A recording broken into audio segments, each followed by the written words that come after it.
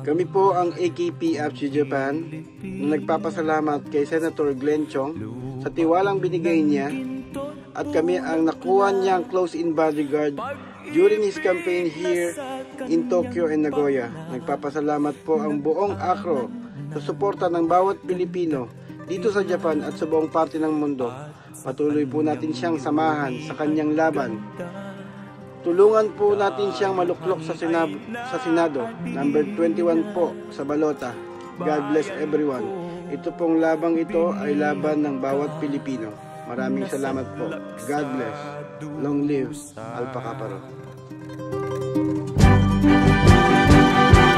Ibon mang may layang lumipad, kulungin mo at umiiyak.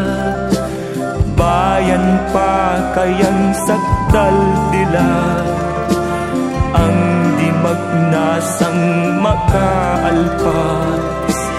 Pilipinas kong minumutya, pugad ng luha at dalita. Aking adhika, makita kang sakdal laya.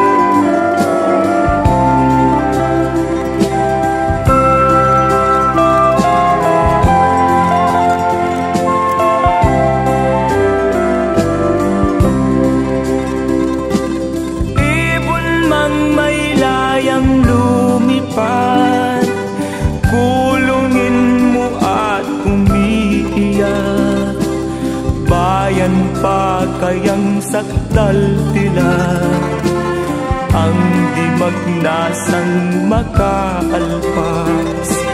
Pilipinas kong minumut.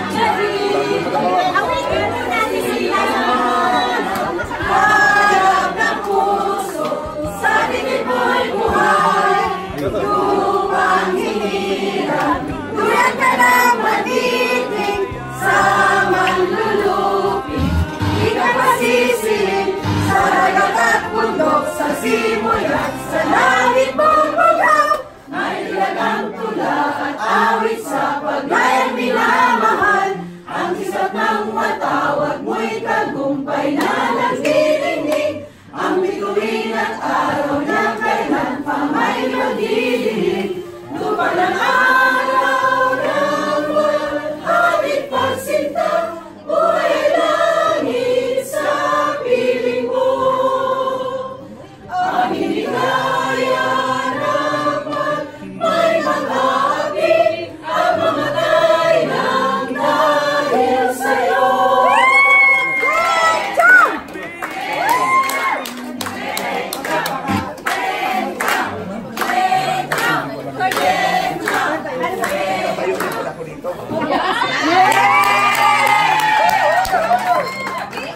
Ang sabi nga po ni Ma'am, 100 lang. I'm sure mahigit tayo 100 dito. At oo nga ma'am, kasi hanggang kagabi mga pero ang mga OFWs ang unang sumuporta po sa akin. Nagpadala po sila ng pera. Ang binili po namin lithograph kasi yun ang pinakamabilis na mag-duplicate na mga pamphlets. Yun ang ginamit namin. Nung unang pagtakbo ko, ang mga kasama ko, mga neophytes lahat, walang incumbent. Ang kalaban namin, political dynasty. Huwag tayo umaksyon. Umaksyon tayo ngayon na. Hindi bukas, hindi sa susunod na linggo, hindi sa susunod na buwan, hindi sa susunod na siglo. Ngayon, simulan natin. Kung gusto natin ng tunay na pagbabago, kung gusto natin maiangat ang ating bansa, and we are proud of our country and of our flag. Diba? Don't ever think na we are an inferior race. We are not. We are a superior race unto ourselves. Di po ba? We excel in our own way, in our own right, in our own merit. Di ba? Yan ang Pilipino. Of course,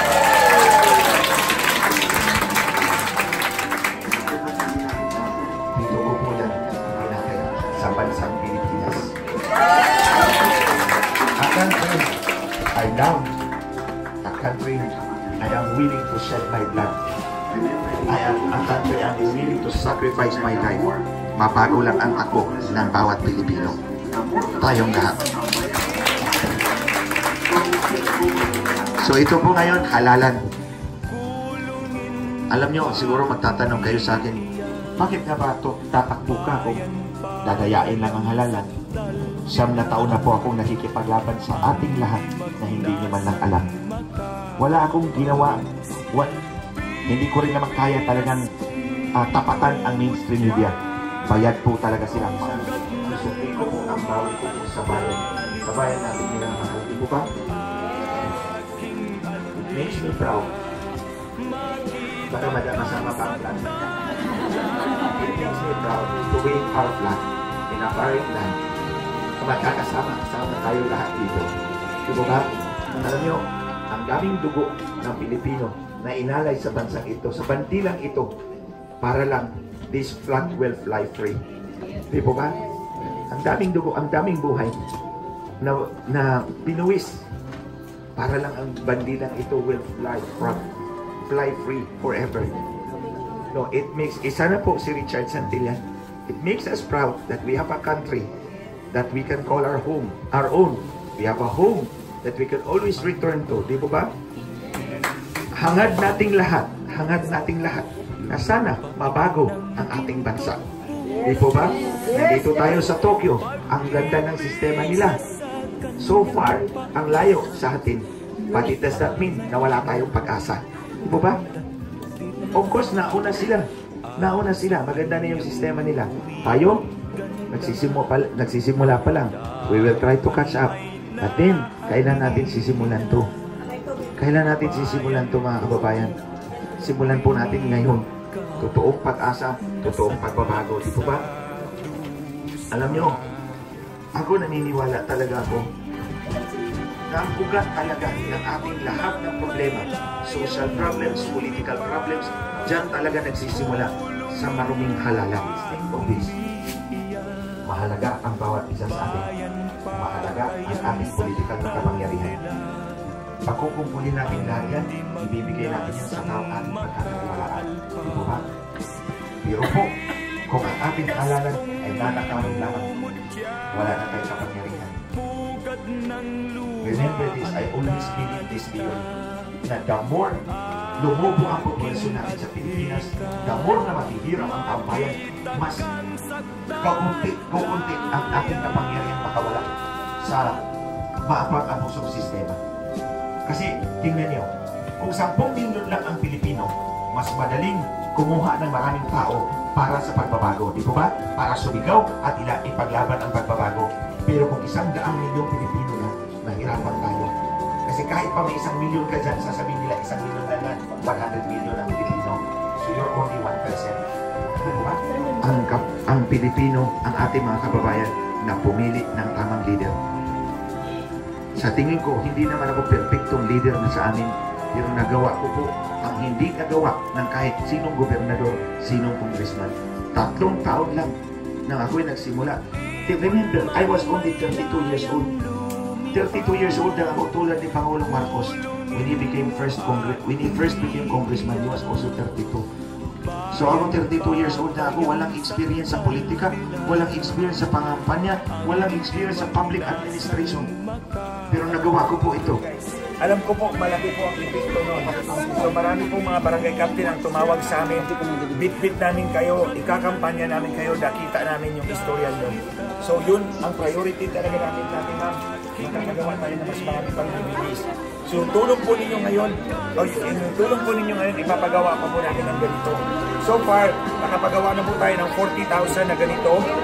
40 na lang ang natira. May guys po, nakapagawa po tayo ng ulit na 60,000 more. So aabot po ng 100,000 ganito ang mapaabot po natin sa Pilipinas. Pero kung pwede pa, magdagdag pa tayo, mas marami pa pong mapaabot. Yung tulong po ninyo ngayon, ipapagawa po namin ng ganito, mas marami pa pong makakakita, mas marami pa pong boboto. Maraming salamat po talaga sa inyong lahat. Utang na loob ko yan sa inyo at susukli talaga ako sa bayan natin. Ang bayan kong Pilipinas, lupain ng ginto't bulaklak, pag-ibig na sa kanyang palad, nag-alay ng ganda't dilag, at sa kanyang yumi at ganda, dayuhan ay nahalina. Bayan ko, binihag ka, nasadlak sa dusa.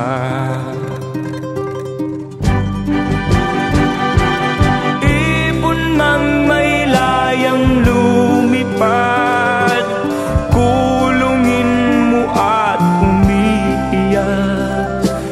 Bayan pa kayang sakdal dilag, ang di magnasang makaalpas.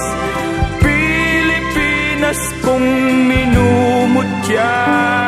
1, 2, 3. Long live Alpha Kaparo! Sandali, hindi pa ka natapos. Alpha Kaparo.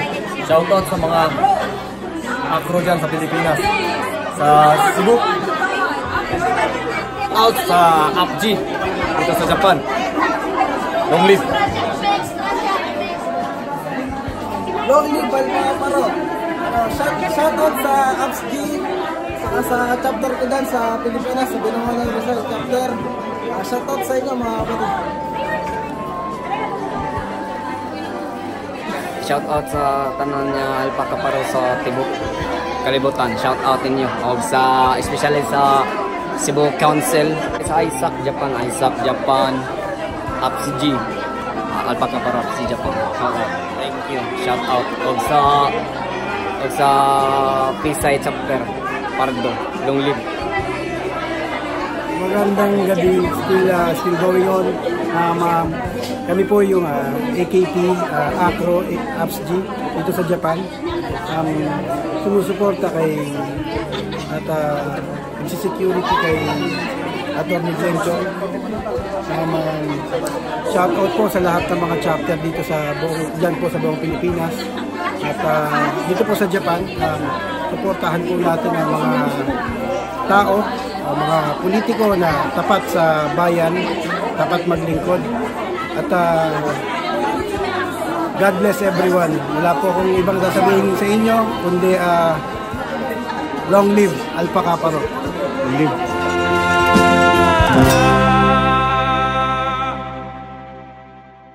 So guys, mga on sa mga kadjut kay kapoy na kayo dire sa box. Nagpo-post ka ng mga pictures?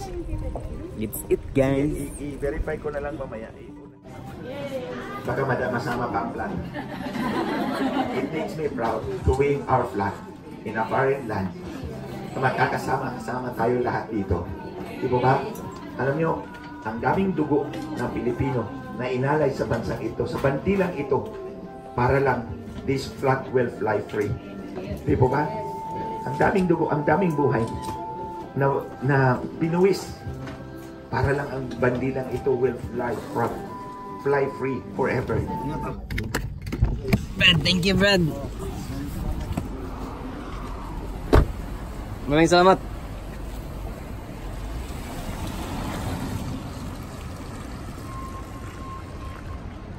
Dagan kayong salamat sa Esquina Japan, mga bay.